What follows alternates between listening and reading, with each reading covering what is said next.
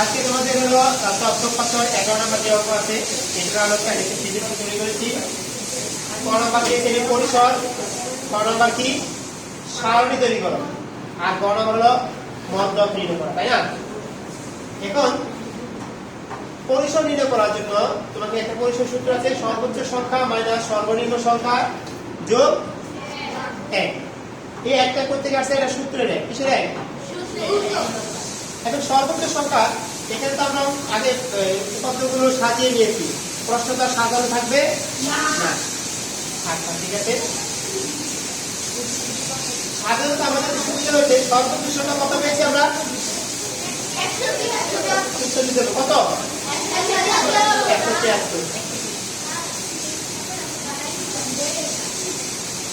এবার সর্বনিম্ন সংখ্যা কত? 122 যোগ 173 থেকে 122 বিয়োগ যোগ 1 কত হয়েছে? 12। এখন পরিসর কত পেলাম? 12। এরপরে শ্রেণী সংখ্যা যদিও এখানে চাই আমি শ্রেণী সংখ্যা, এটাও তোমরা বুঝে নাও, কারণ এই শ্রেণী সংখ্যা পরীক্ষা আসতে পারে, আবার এমসিকিউতে আসতে পারে বা শর্ট প্রশ্নে আসতে পারে। শ্রেণী সংখ্যা সূত্র হলো পরিসরকে শ্রেণী ব্যক্তি দ্বারা ভাগ। এখন প্রশ্ন হলো স্যার শ্রেণী ব্যক্তি আমরা কোথায় পাবো? প্রশ্নে অনেক সময় সাধারণ ক্ষেত্রে শ্রেণী ব্যক্তি দেওয়া থাকে 5 বা 10, 6 এরকম শ্রেণী ব্যক্তি দেওয়া থাকে। যদি দেওয়া না থাকে তুমি তোমার সুবিধা মতো ধরে নিতে পারবা। ক্লিয়ার? আমরা 10 ধরে নিয়েছি, তাহলে 52কে 10 দ্বারা ভাগ করলে হয় 5.2। দশমিক পরে যেই সংখ্যাই থাকুক না কেন তোমাকে 1 যোগ করে লিখতে হবে, ঠিক আছে কথা? কারণ শ্রেণীর সংখ্যা কখনো দশমিক হতে পারে না। তাহলে 5 এর সাথে 1 যোগ করলে হবে 6, সংখ্যা সমান 6। আরেকটা एग्जांपल আমি দিতে পারি তোমাদেরকে। ধরো এখানে তোমরা স্টুডেন্ট আছো আজকে উপস্থিত 32 জন, রাইট? এখানে কি কখনো 32.5 জন হতে পারে? হতে পারে? হতে পারে না। অর্থাৎ এটা একটা রাউন্ড ফিগার তৈরি করো। কথা ক্লিয়ার? এখানে দশমিক হতে পারে না। ওকে, থ্যাংক ইউ। আমরা পরিসর সুদার সারণী বুঝবো, মানে টালি করতে হবে। শ্রেণী ব্যক্তি, তারপরে হলো টালি, তারপরে কি বড় সংখ্যা, তাই না? রাইট। এখন এই শ্রেণী ব্যক্তি প্রশ্নত উদ্দীপকের তথ্যগুলো এলোমেলো, কতগুলো এলোমেলো করে দেওয়া আছে, আমরা তো সাজিয়ে নিয়েছি। সাজিয়ে না নিলেও এটা তাড়াতাড়ি করা সম্ভব, সিস্টেম বলতে। ওকে, যেমন বইটা দেবো এখানে কত দেওয়া আছে? প্রথমটা দেওয়া আছে 155। কত দেওয়া আছে? 100। তার মানে 155 আমি কোথায় পাবো? 155 পাবো আমি 152 থেকে 161 এর মধ্যে, তাই না? 152 থেকে 161 এর মধ্যে 55, তাহলে এখানে একটা দাগ দিই, রাইট? আচ্ছা, এরপরে আছে 65। 165 কোথায় পাবো আমি? 162 থেকে 171, তাই না? এর মধ্যে, রাইট?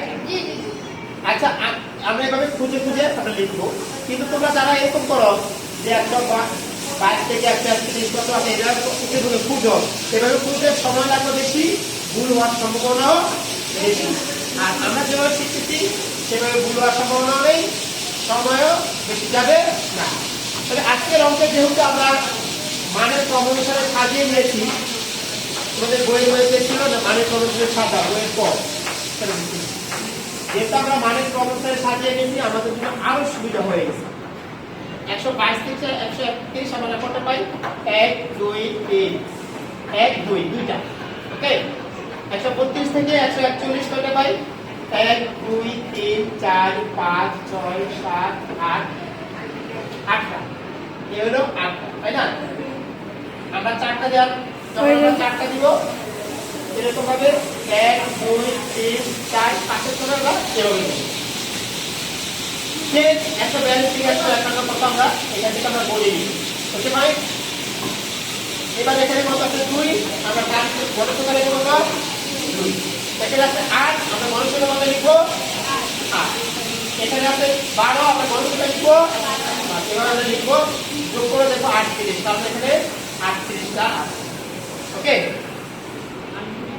এরপরে গ মধ্যক নির্ণয় করো। বইতে মধ্যক নির্ণয় এই যে তথ্য দেওয়া ছিল এগুলোর মধ্যে গড় মধ্যক নির্ণয় করতে বলছে, মধ্যক নির্ণয় করা, প্রচুরক নির্ণয় করা। এখন মধ্যক নির্ণয় করার জন্য একটা সূত্র লিখতে হবে। সেই সূত্রটা কি? আচ্ছা আমি লিখতেছি, কথা না বলি দেখা যায়। মধ্যক নির্ণয় সূত্র দেখো, তোদের প্রথম লিখো 1/2 ও 1/2 প্লাস 1 তখন পদে মানের সমষ্টি দেখা যায়, দেখা যায়। আচ্ছা n মানে কি? n হলো উপাত্তের সংখ্যা। তোমরা বলো তো এখানে কয়টা উপাত্ত আছে? 38টি। যোগ করে কত হয়েছে আমাদের? 38টি। তাহলে আমরা লিখবো n এর মান কত? 38 ভাগ 2 ও 38 ভাগ 2 যোগ 1 তখন পদের মানের সমষ্টি।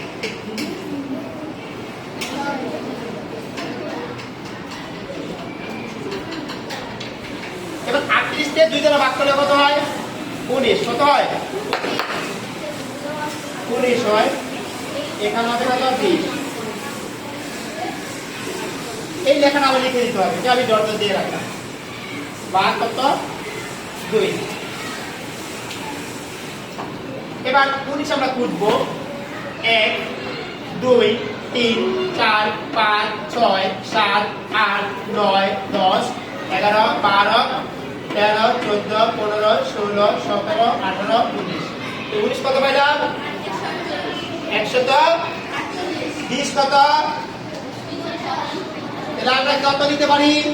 148 যোগ 100 ভাগ কত? 148 আর 150 যোগ করলে কত হয়? 2 দ্বারা যোগ করে 2 দ্বারা ভাগ করলে কত হয়? 148 পরে আসো। 298 কে 2 দ্বারা ভাগ করো কত হয়? 149 নাকি? 149। বুঝতে পারছো না? বলছো নাই? এই হলো মধ্যক নির্ণয়। ক্লিয়ার? আর যদি প্রশ্নে গড় চায় তাহলে গড়ে ভাবে লিখবা উপাত্ত সময়ের সমষ্টি বা উপাত্তের সংখ্যা। অর্থাৎ এখানে যে উপাত্তগুলো আছে সবগুলো যোগ করতে হবে। সবগুলো কি করতে হবে? যোগ করে কত পাচ্ছি? 5681। উপাত্তের সংখ্যা কয়টা উপাত্ত এখানে? ভাগ 38। তাহলে আমাদের গড় কি? ওকে। এরপরে কি থাকলো? প্রচুরক। কি থাকলো? প্রচুরক। প্রচুরক হলো যে সংখ্যাটা সবচেয়ে বেশি বার এসেছে সেটা হলো প্রচুরক। ওকে, এখানে সবচেয়ে বেশি আছে কত? 40। আর কত আছে? 156। 40 আছে 3 বার, 156 আছে কত? 3 বার। তাহলে আমরা দুইটাই প্রচুরক লিখতে পারি। যদি অন্য আরেকটা সংখ্যা যদি 3 বারের বেশি থাকতো তাহলে আমরা সেটাকে প্রচুরক বলতাম। তাহলে গড় গেল, সারণী গেল, প্রচুরক গেল, মধ্যক গেল, পরিসর গেল, শ্রেণী সংখ্যা গেল। তাহলে এই একটি ক্লাসে তোমাদের তথ্য উপাত্ত একদম শেষ। ওকে, ক্লিয়ার? এখন সেগুলো বারবার প্র্যাকটিস করো। ওকে।